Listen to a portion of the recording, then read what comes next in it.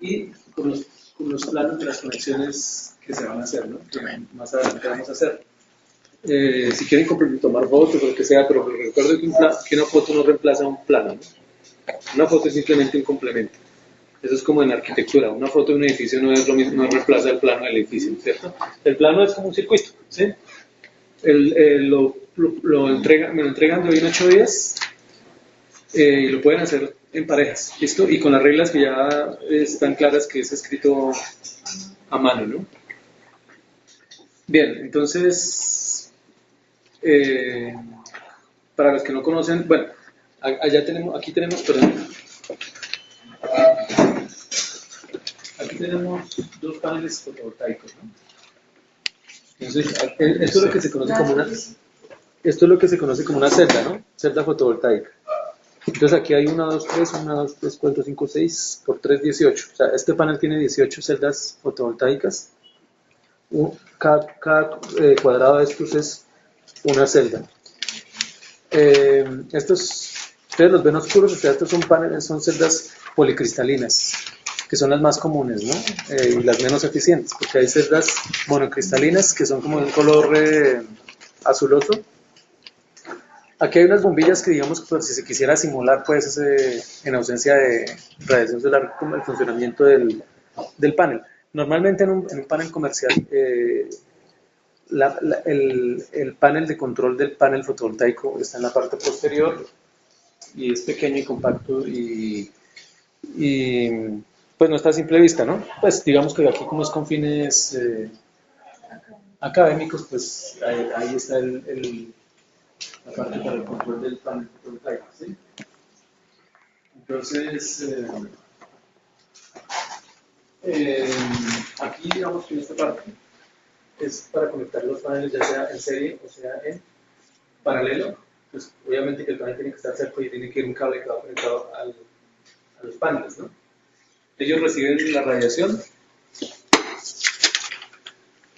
y entonces aquí se empieza a distribuir. Entonces tenemos tres opciones para qué hacer con esa radiación solar cuando ya se transforma en electricidad.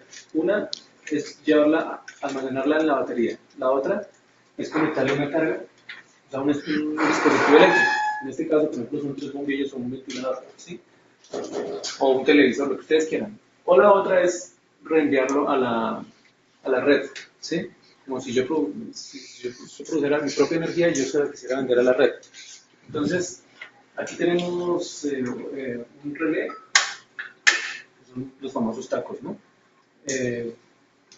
Para cerrar nuevamente el circuito general, igual que esto que es un interruptor, ¿no? Si aquí está cargado, se sube la palanca y se cierra el circuito. ¿Esos son magnetotérmicos? Estos son los magnetotérmicos. Igual que los tacos, ¿no? Entonces, esto es, aquí dice carga variable, ¿no? O sea, esto es un reloj. Si uno quiere modificar el valor de la carga, eso es como esta perilla. Esta parte es para hacer la conexión a las baterías, es decir, aquí hay dos baterías, ¿no? Dos baterías de 12 voltios que son parecidas a las baterías de un carro, ¿no? O acumuladores. Yo hago esta conexión a las baterías y puedo ir cargando las baterías con la energía que me está produciendo la radiación solar. Entonces aquí está para las conexiones que se deben hacer. La otra opción es alimentar un dispositivo, ¿no es cierto? Para eso está el inversor y el microinversor. Recuerden que discúlpame. ¿Qué hace?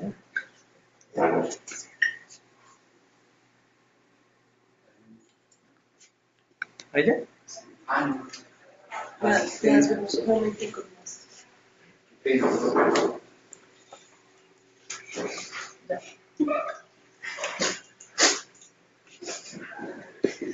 Bien, entonces les decía que como el panel produce la energía que produce en forma de corriente continua, ¿sí? Y pues, la mayor parte de los dispositivos eléctricos funcionan con corriente alterna, ¿sí? Entonces este inversor es para transformar la corriente continua en corriente alterna. Todas estas entradas es para hacer conexiones a la batería. Estas entradas verdes es, por ejemplo, para el famoso polo a tierra, ¿sí? Que son mecanismos de seguridad. Aquí hay unas entradas como para cable telefónico, que es, digamos, para hacer conexión a una red y poder controlarlo a distancia a través de, por internet, ¿no? Este es el controlador de carga, que me permite controlar la carga que proviene del panel, que va a ir a la batería o que yo voy a reenviar a la red. Controlador de carga. Este es un programador, un display, haciendo unos comandos yo puedo modificar la cantidad de carga, distribuirla, si la quiero enviar tanto porcentaje a la batería o quiero enviar tanto porcentaje a la red, o quiero utilizar otra parte para la carga, que son los bombillos o cualquier dispositivo eléctrico. Estos son dos medidores, dos contadores, ¿no? Aquí están para las tres fases, este es para trifásico y este es para monofásico. Aquí tenemos otros relés magnetotérmicos. Aquí tenemos otros interruptores.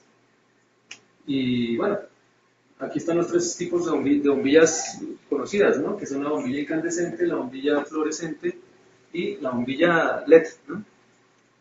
¿Cuál es, profe? La incandescente, la ahorradora, lo que ustedes conocen como ahorradores que son fluorescentes, o los LED. Incandescente, fluorescente y LED, ¿sí? Sí. Recuerden que LED es Light Emission of Diode, o sea, un diodo de emisión de luz.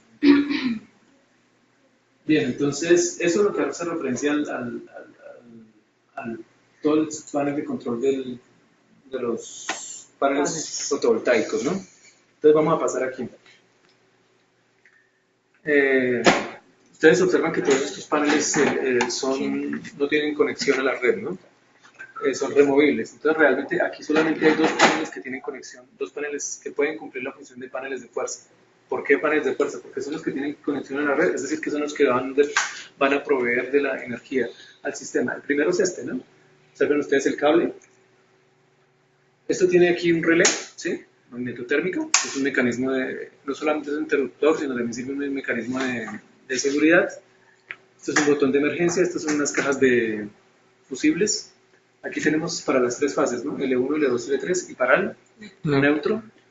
Aquí tenemos una entrada para trabajar un cable de 4 polos, es decir, de las tres fases, el neutro y el polo a tierra, ¿no?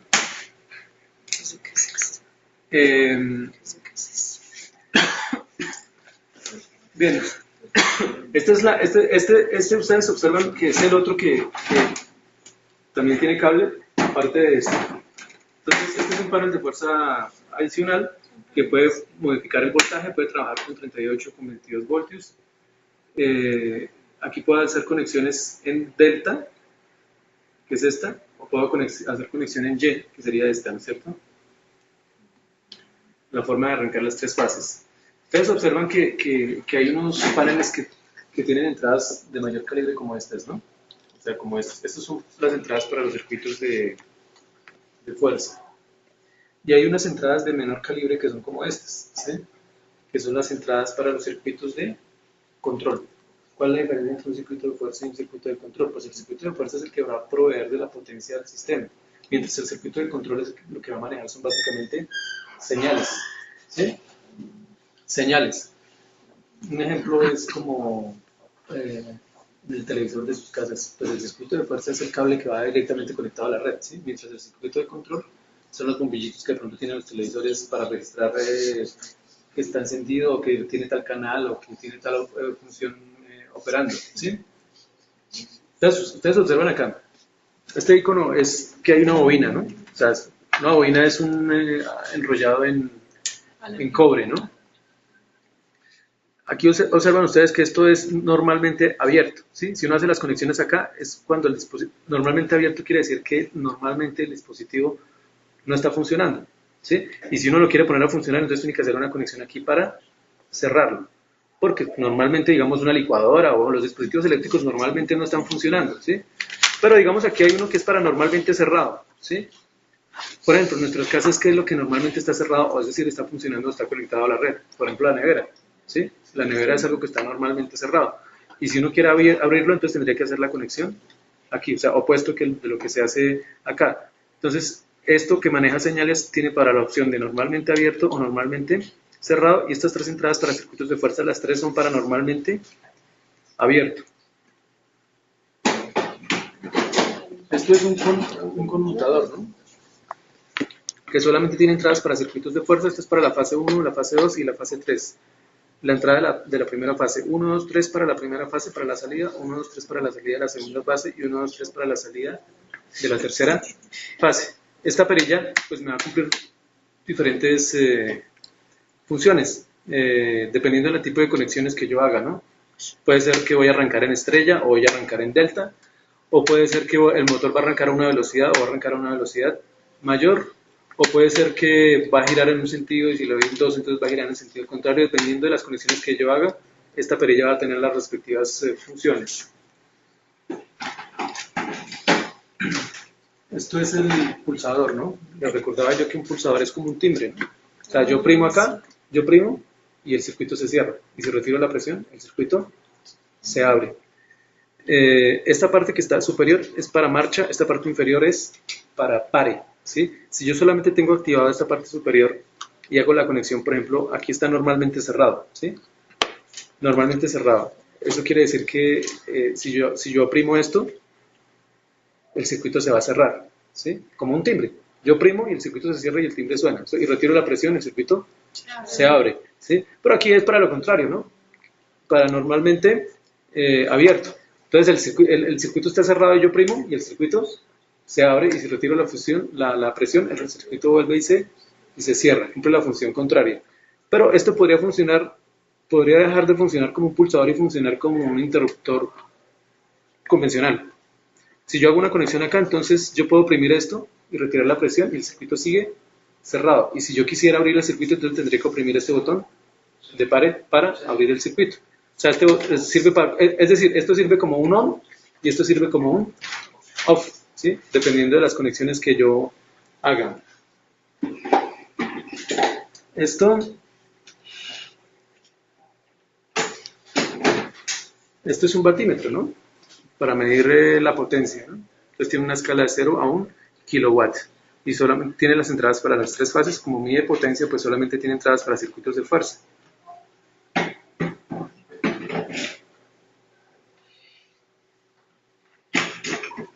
Aquí tenemos el amperímetro. Ya saben ustedes que se debe conectar en serie. Se puede funcionar con corriente alterna o con corriente continua y tiene tres escalas, ¿no?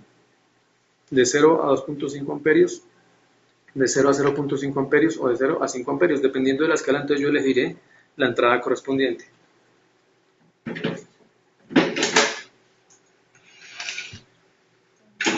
Aquí tenemos el voltímetro, ¿sí? Para medir diferencia potencial.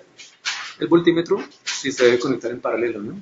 También puede funcionar con corriente alterna o con corriente continua, y también tiene tres escalas, de 0 a 500 voltios, 0 a 250 voltios o de 0 a 100 voltios, y dependiendo de la escala a utilizar, yo le daré la entrada correspondiente.